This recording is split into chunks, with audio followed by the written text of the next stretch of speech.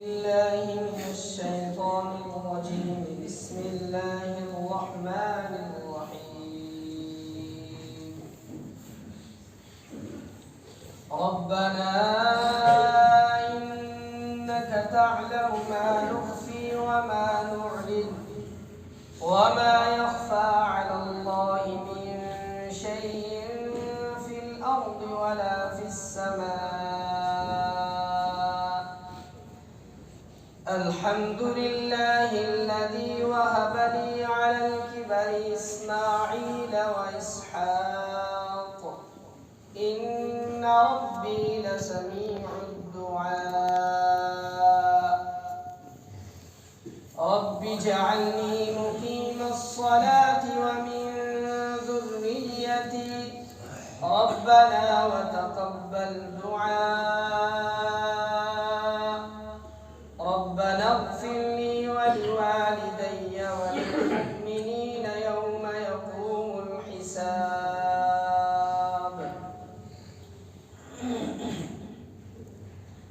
اے ہمارے رب، ہم جو کام چھپ کر کرتے ہیں وہ بھی آپ کے علم میں ہیں، اور جو کام اعلانیہ کرتے ہیں وہ بھی، اور اللہ سے نہ زمین کی کوئی چیز چھپی ہوئی ہے نہ آسمان کی کوئی چیز. تمام تعریفیں اللہ ہی کے لیے ہیں جس نے مجھے بڑھاپے میں اسماعیل اور اسحاق جیسے بیٹے عطا فرمائے. بے شک میرا رب بڑا دعائیں سننے والا ہے. یا رب، مجھے بھی نماز قائم کرنے والا بنا دیجئے، اور میری اولاد میں سے بھی ایسے لوگ پیدا فرمائیے جو نماز قائم کریں.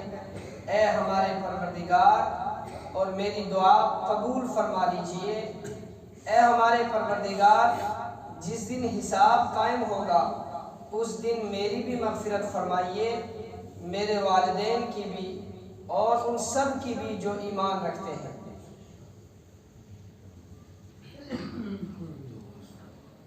حضرت ابراہیم علیہ السلام جیسے جلیل القدر پیغمبر، نبی اور رسول کہ جن کو ابو الانبیاء کہا جاتا ہے، جن کی پشت اور صلب سے ہزاروں انبیاء اللہ تعالیٰ نے پیدا کیے، وہ نبوت جیسے عظیم منصب کے مل جانے کے بعد کہ نبوت یہ سب سے اونچا منصب ہے جو ایک انسان کو مل سکتا ہے. رسالت اور نبوت سے اونچا کوئی اور منصب نہیں ہو سکتا. چاہے کوئی دنیا کا کتنا بڑا ولی، قطب، ابدال، شہید کسی بھی درجے پر پہنچ جائے تو اس کے دروازے کھلے ہیں، پہنچ سکتا ہے انسان. لیکن نبوت کا دروازہ بند ہے، نبوت تک کوئی انسان نہیں پہنچ سکتا. آپ صلی اللہ علیہ وسلم پر نبوت کا دروازہ بند ہو چکا ہے. جو بھی دنیا میں ایسا کوئی دعویٰ کرے گا، چاہے وہ مسلمہ کذاب ہو یا اسود عنسی ہو یا مرزا غلام احمد قادیانی ہو، یہ سارے کے سارے لعین، شیطان اور مردود ہیں، نبی ہو سکتے نہیں ہیں.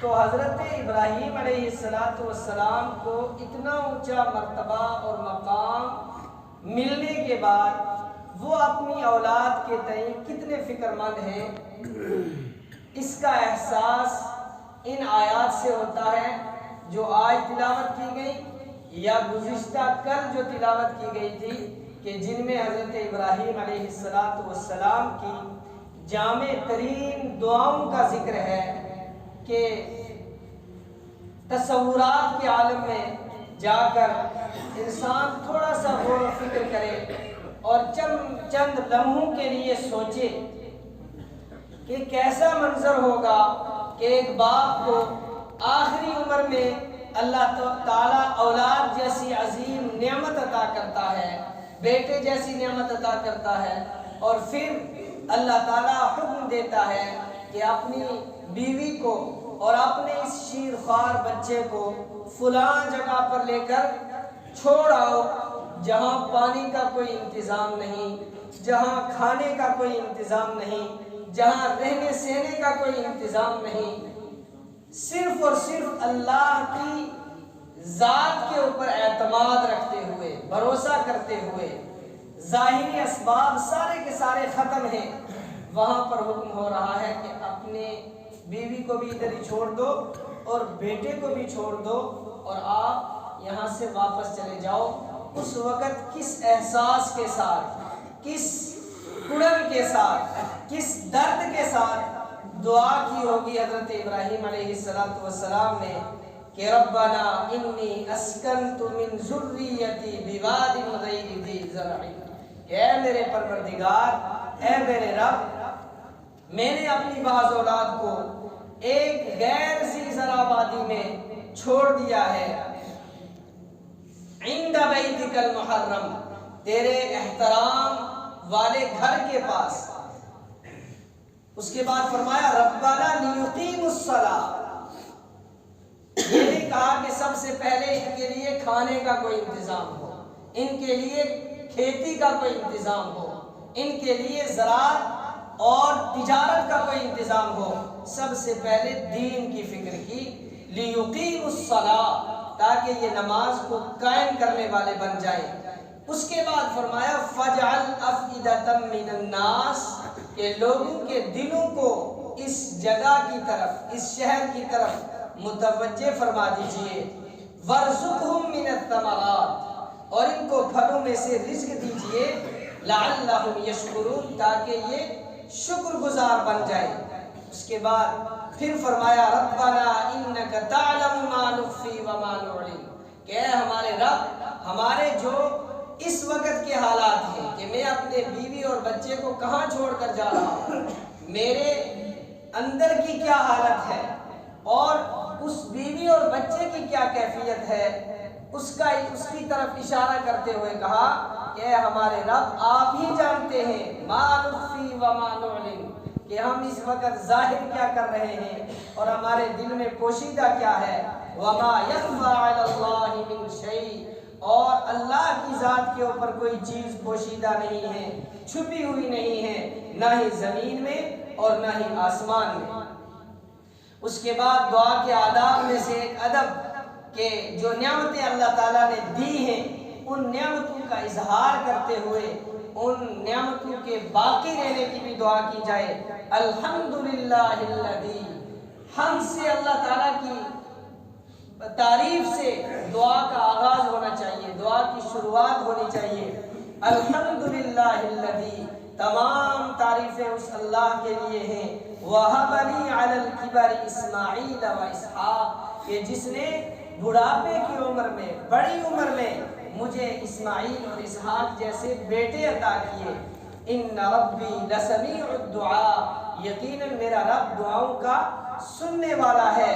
رب اجعلنی مقیم الصلاۃ، ابتدا میں بھی نماز کے قائم کرنے کی دعا اور انتہا میں بھی اپنی دعا کے اختتام پر بھی کہہ رہے ہیں رب اجعلنی مقیم الصلاۃ، اے میرے رب مجھے بھی نماز کا قائم کرنے والا بنا دے، وَمِن ذُرِّيَّتِي، اور میری اولاد کو بھی بانماز بنا دے، ربنا وتقبل دعاء، اے ہمارے رب ہماری دعاؤں کو قبول فرما، ربنا اغفر لی، اے ہمارے رب مجھے بخش دے، وَلِوَالِدَيَّ، اور میرے والدین کو بھی بخش دے، وَلِلْمُؤْمِنِينَ، اور تمام ایمان والوں کو بھی بخش دے، یوم یقوم الحساب، اس دن کہ جس دن حساب قائم ہوگا۔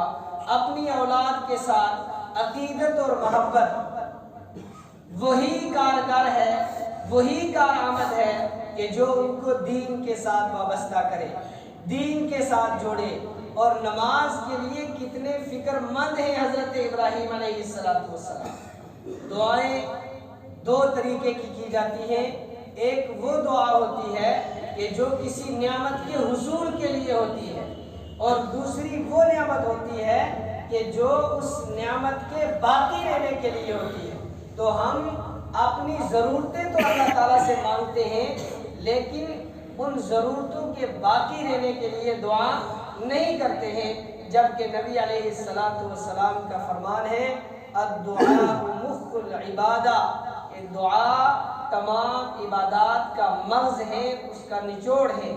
جیسے انسان بغیر دماغ کے پاگل ہوتا ہے، وہ کسی کام کا نہیں، ایسے ہی عبادات بغیر دعا کے ادھوری رہتی ہیں۔ ہر عبادت کے بعد انفرادی اعتبار سے یا اجتماعی اعتبار سے دعا کرنی چاہیے۔ اللہ تبارک و تعالی ہم سب کی تکلیفوں، آزمائشوں اور پوری امت کی بلاؤں کو دور فرمائے۔ اللہ تعالیٰ سب کو ہدایت عطا فرمائے۔ الحمدللہ رب العالمین۔